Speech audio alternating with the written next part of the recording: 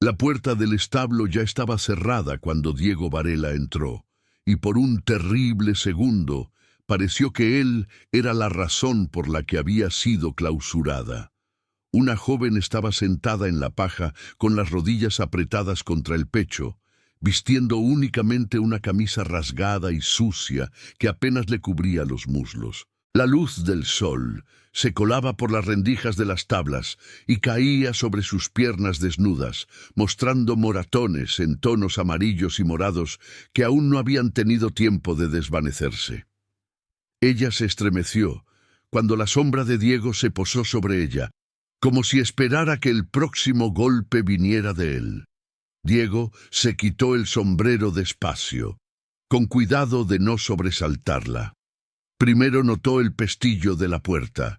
Había sido asegurado desde afuera.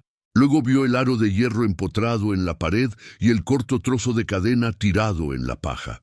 Entonces descubrió las marcas en su muñeca. Ella intentó hablar, falló, tragó saliva y forzó las palabras en un susurro quebrado. Mi padre, 3 veces al día.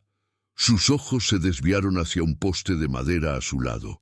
3 cortes poco profundos habían sido grabados en él con un cuchillo. No eran rasguños al azar. 3 marcas, igualmente espaciadas. Mañana, mediodía, noche. No lloró. Bebe, luego viene y echa el cerrojo.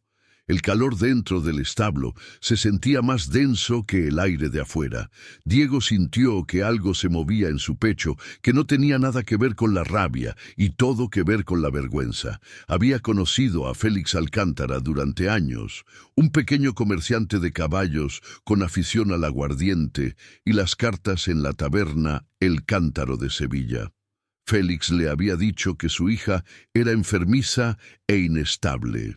La gente del pueblo decía que sus deudas se estaban haciendo ruidosas y el nombre de una muchacha en una escritura podría acallarlas. Lo que Diego vio en ese establo no era ni enfermedad ni locura, era control. El nombre de la joven era Lucía Alcántara, 18 años, suficientemente mayor para saber lo que quería. Pero en el condado de Sevilla, una hija soltera todavía vivía bajo la larga sombra de su padre, y ella miraba a Diego de la misma manera en que un animal atrapado mira a un hombre que sostiene una cuerda, simplemente esperando ver de qué lado de la cuerda se encontraba él. Afuera, unas botas crujieron sobre la grava. Félix Alcántara regresaba del pozo. Si Diego se marchaba ahora, Lucía grabaría 3 marcas más antes de que terminara el día. Si se interponía entre padre e hija, estaría metiéndose en una pelea que la ley de Sevilla quizás no vería a su favor. Diego había visto a un hombre ebrio arruinar un hogar una vez antes, y se había odiado a sí mismo por permanecer callado. No iba a repetirlo. Así que aquí está la pregunta que todavía flota sobre aquella tarde de verano.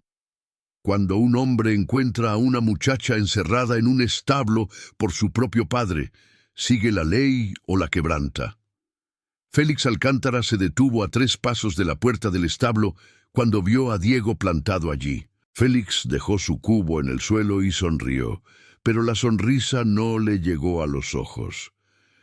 «Se pone dramática con el calor», dijo, limpiándose la boca con el dorso de la mano. «La chica tiene mucho carácter». Diego no respondió de inmediato. Dio un paso justo lo suficiente para bloquear la vista del establo, sin agresividad, simplemente firme. «Está encerrada», dijo Diego. Félix se encogió de hombros como si no fuera nada. «Se escapa. La tengo vigilada». A eso se le llama criar a una hija. Lucía no se movió, no lloró, no se defendió. Diego había venido a buscar un alazán y había encontrado una muchacha en su lugar. Habló con calma, de la manera en que los hombres lo hacen cuando están a punto de poner a prueba el temperamento de otro. «Me llevaré el alazán», dijo Diego, «y la contrataré para el viaje de vuelta a mi hacienda.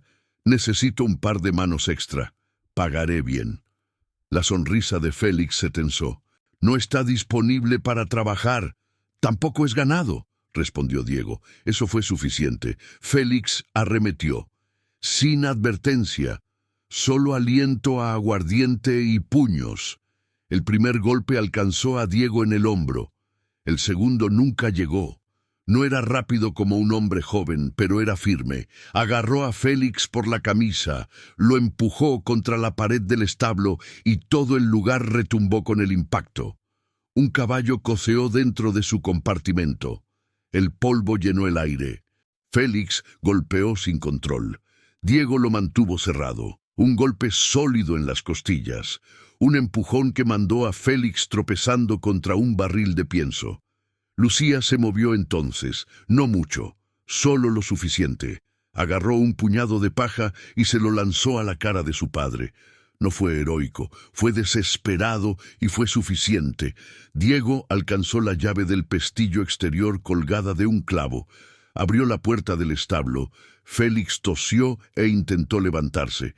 Diego se interpuso entre él y la muchacha. Si me entero de que has vuelto a ponerle la mano encima, regresaré con la ley y no vendré solo. Minutos después, el carro de Diego salía de la finca Alcántara. Lucía estaba sentada a su lado, envuelta en una vieja chaqueta de lona. No miró atrás. Detrás de ellos, Félix estaba de pie en el patio, con ojos fríos, ya pensando. No en venganza con los puños, sino en venganza con la ley. Y Félix Alcántara sabía exactamente cómo usar eso. El carro de Diego los sacó de Sevilla antes de que el sol tuviera tiempo de enfriarse. Diego no la abrumó con preguntas. Cruzaron el río Guadalquivir en un vado poco profundo, las ruedas moliéndose lentamente sobre las piedras. Y para cuando el sol empezó a inclinarse al oeste, la hacienda de Diego apareció ante su vista. Diego le tendió una taza de hojalata con agua antes de decir nada más. «Aquí estás a salvo», le dijo. Ella asintió, y sus ojos se perdieron a lo lejos, como si ya estuviera contando las horas. Esa primera tarde, cuando el sol se hundió bajo y las sombras se alargaron, Lucía se puso rígida. Era una de las horas. Diego lo notó, no lo mencionó. En cambio, le pidió que lo ayudara a llevar pienso a los caballos, seguir moviéndose, seguir respirando, romper el reloj.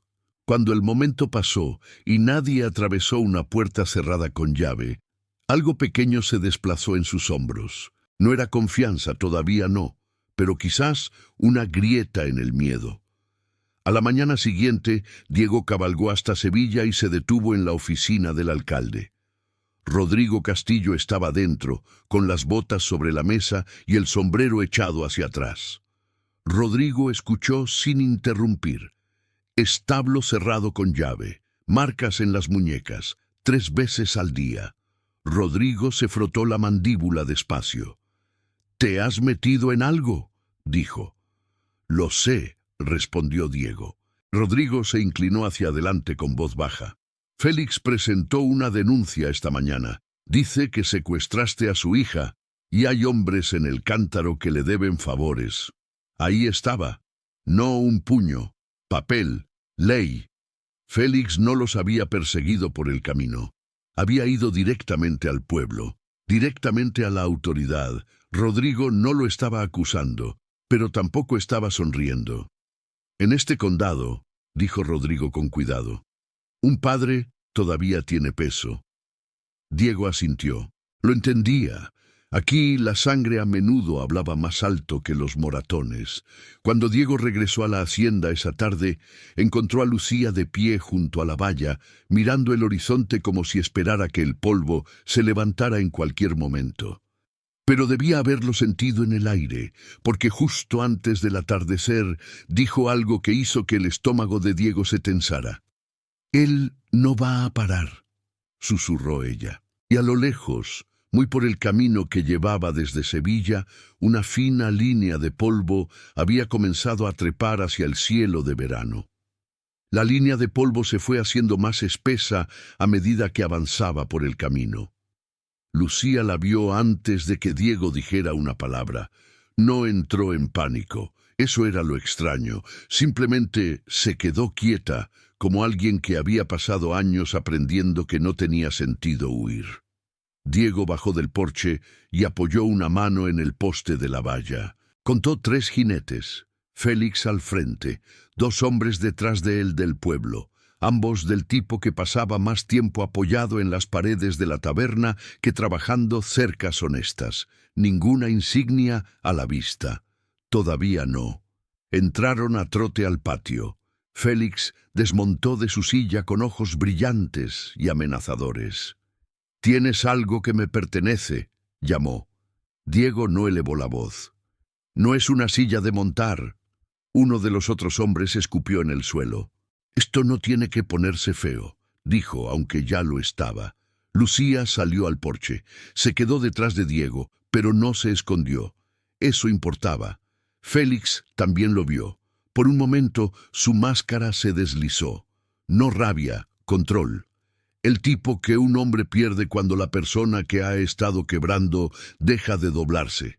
«¿Crees que él te va a guardar?», le espetó Félix a ella. «¿Crees que este viejo hacendado quiere tus problemas?». Diego no miró a Lucía. Mantuvo los ojos en Félix. «Presentaste una denuncia», dijo Diego con calma. «El alcalde sabe dónde está ella. Podemos ir a Sevilla y resolverlo como corresponde». Félix se rió.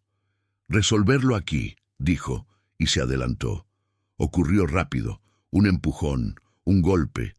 Uno de los hombres contratados intentó rodear hacia el porche. Diego se movió primero. Clavó su hombro en Félix, mandando a ambos al polvo. Sin disparos, solo puños, aliento y tierra entre los dientes. Félix luchó salvaje, colérico, desesperado. Diego luchó firme. Un puñetazo limpio partió el labio a Félix, otro lo tumbó de espaldas. El segundo hombre retrocedió cuando Lucía agarró un poste de la valla y les gritó que pararan, gritando con fuerza, y eso cambió algo. Félix estaba tumbado allí, mirando el cielo, con el pecho jadeando.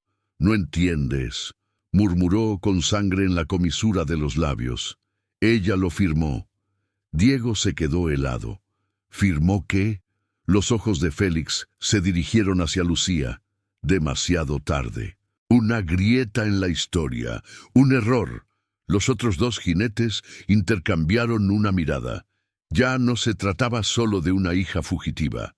Se trataba de papel, de algo escrito. Félix se incorporó, limpiándose la sangre con el dorso de la mano. «Esto no ha terminado», dijo con voz baja ahora. «¿Quieres la ley? Bien, llevémoslo al pueblo». Montó sin decir otra palabra. Los 3 jinetes se volvieron hacia Sevilla. El polvo se levantó detrás de ellos de nuevo. Lucía bajó del porche despacio. «Me hizo firmar algo», dijo casi por encima de un susurro. Y por primera vez, Diego comprendió que esto no era solo sobre 3 palizas al día. Era sobre tierra. Y la tierra en Andalucía podía comenzar guerras que los puños nunca podrían. A la mañana siguiente Sevilla se sentía diferente, no más ruidosa, no más áspera, simplemente más pesada. Félix estaba dentro de la oficina del alcalde con sangre seca en el cuello y el orgullo todavía aferrado a su voz. Lucía estaba a pocos pasos, con las manos firmes a los costados. Diego no habló por ella. Estaba a su lado. Con eso era suficiente. Rodrigo Castillo colocó el papel sobre su escritorio, una transferencia de tierras, la pequeña propiedad de la difunta madre de Lucía junto al río Guadalquivir, firmada, pero firmada bajo miedo. Firmada por una muchacha que había sido encerrada en un establo 3 veces al día hasta que dejó de protestar. Félix intentó llamarlo asunto de familia. Rodrigo lo cortó. «Esto no es criar a una hija», dijo. «Esto es un establo cerrado con llave y una cadena». Rodrigo miró a Lucía. «¿Lo firmaste libremente?» Ella levantó la barbilla. «No». Una sola palabra clara, sin temblores, sin lágrimas. Félix fue detenido por agresión, y por haberla retenido contra su voluntad, mientras la escritura era puesta en revisión. Para el atardecer, la historia había cabalgado más allá de Sevilla, desde las tabernas hasta los atrios de las iglesias. Y la gente discutió sobre ello hasta el próximo condado. Escucha bien. Aquí en la Andalucía de los años 1880, la ley no siempre era justa. E incluso hoy sigue dependiendo de hombres y mujeres dispuestos a ponerse de pie, cuando sería más fácil quedarse callados. Si hay una lección en ese polvo de verano, es esta. A veces el reloj que controla tu vida no es el tiempo, es el miedo. Y el miedo solo mantiene su poder cuando nadie lo desafía. ¿En qué parte de tu vida todavía estás contando marcas en un poste? ¿Qué hábito? ¿Qué voz? ¿Qué recuerdo? ¿Qué persona? ¿Y qué pasaría si hoy eligieras mantenerte firme, aunque tu voz tenga la fuerza de una sola palabra?